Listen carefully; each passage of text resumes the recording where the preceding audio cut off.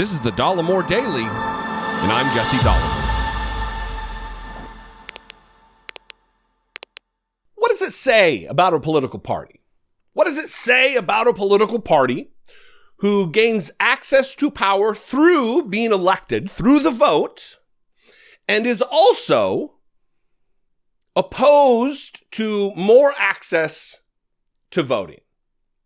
Let's make up a political party. I don't want to malign someone, but let's call it the Republican Party. Because that's what's happening right now. The Republican Party is going out of their way to try to stymie access to the franchise, especially among people of color, especially among students.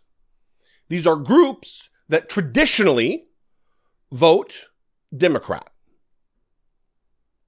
And that is why they want no part of widening access to voting. If you truly consider yourself a stalwart defender of democratic principles, you would want to open things up, to make things easier to get to the polls, to make it easier to cast a vote.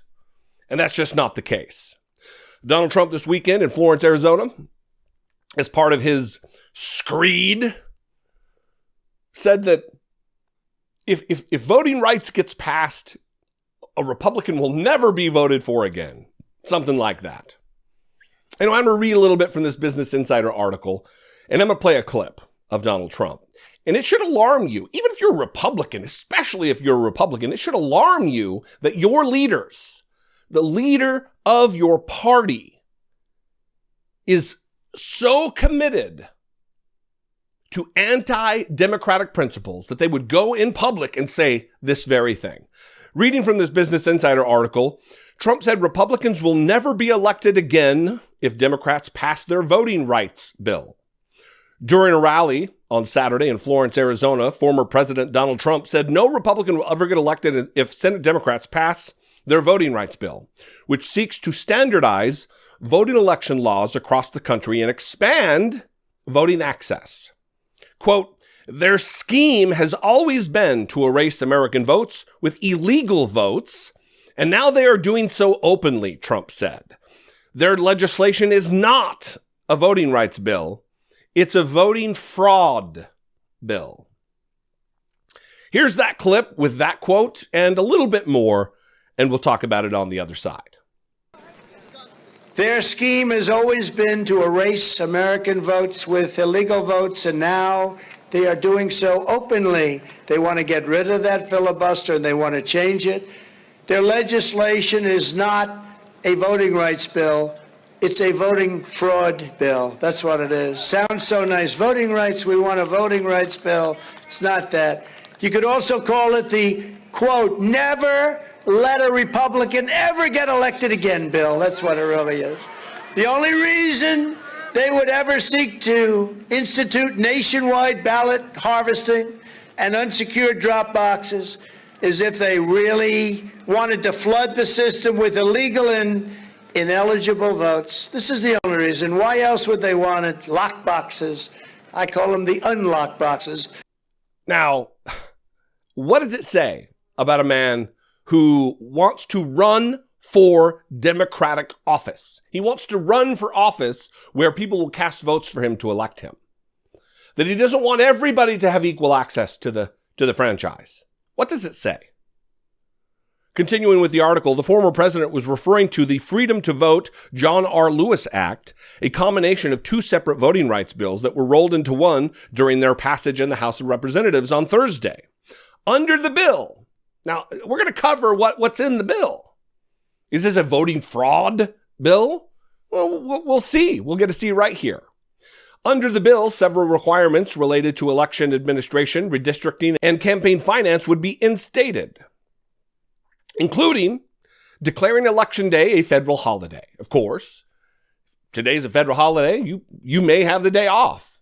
It's going to make it where more people have the day off and don't have to worry about scheduling to go to the polls. Now, does it mean everybody? No. In fact, too many people will still be working that day. people in lower wage jobs, oftentimes people in service industry jobs. They work because everybody else has the day off and they go out to eat and they go do things. Restoring voting rights to formerly incarcerated people convicted of felonies.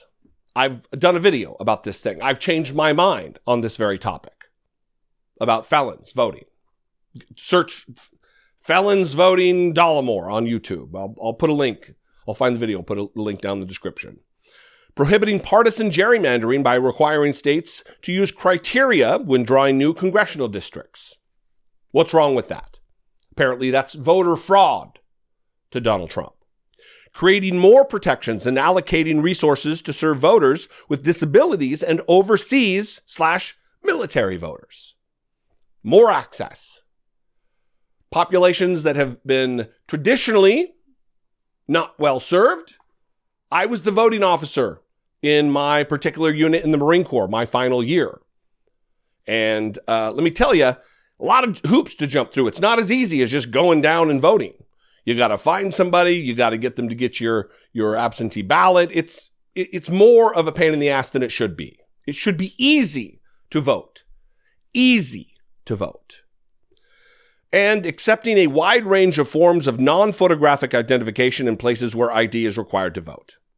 The bill is intended to improve voter access. Democrats and Republicans often believe high voter turnout helps Democrats, but that assumption is not necessarily true, Insider's Grace Panetta has reported.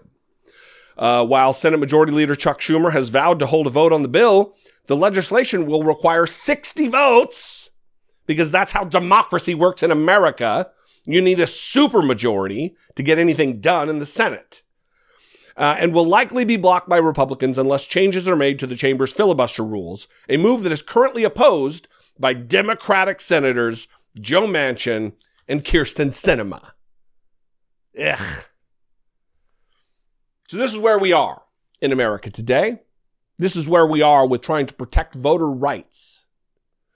We are taking many steps backward as Republicans are rewriting election laws at the state level all over the country in an effort to make certain that if something like what happened in 2020 happens, they will be able to lie and steal an election from the victor.